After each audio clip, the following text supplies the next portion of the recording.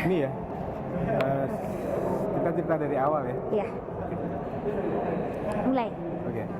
Jadi kita 4 orang itu diminta oleh 31 orang warga negara Indonesia yang mereka ada di luar negeri.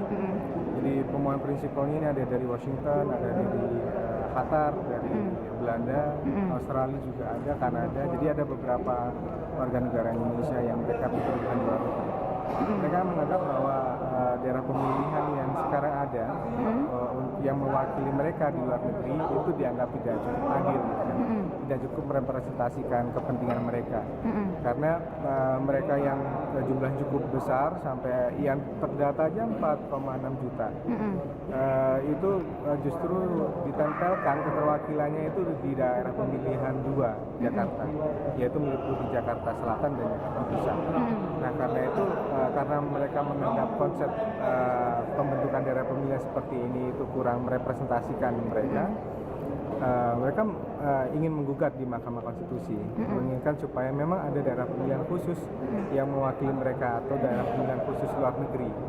Nah sebenarnya dalam putusan hari ini memang sedikit agak mengecewakan putusannya, karena MK mengatakan soal daerah pemilihan itu merupakan open legal policy dari DPR dan pemerintah, karena juga pasal 22E Undang-Undang Dasar kan tidak menyebutkan soal daerah pemilihan, yang memang benar itu tidak ada gitu. Karena itu di dalam permohonan kita sebenarnya tidak menggunakan pasal 22E.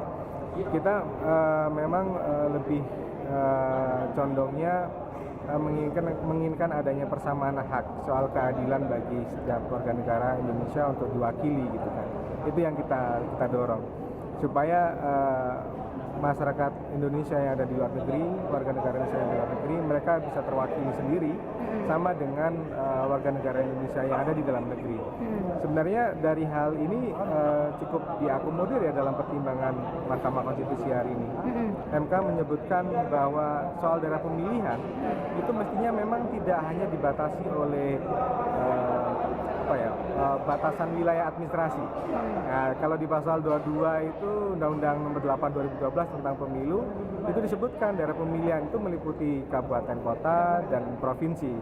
Tapi MK kemudian menyebutkan bukan hanya soal wilayah administrasi, mestinya juga wilayah imajiner itu juga bisa dijadikan dasar untuk pembentukan daerah pemilihan luar negeri. Misal kayak kepentingan warga negara Indonesia di luar negeri itu bisa menjadi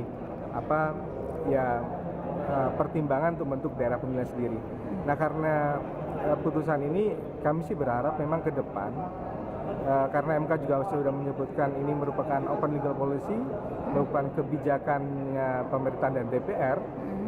Kita berharap pemerintah dan DPR ke depan bisa mengakomodir ini, karena MK juga menyebutkan mestinya pembentukan dapil bukan hanya wilayah administrasi, tapi juga kepentingan ini juga bisa diakomodir. Karena itu kita berharap ke depan DPR dan pemerintah bisa mengakomodir kepentingan masyarakat Indonesia di luar negeri sebagai satu daerah pemilihan sendiri. Kira-kira itu sih. Makasih ya Mas ya.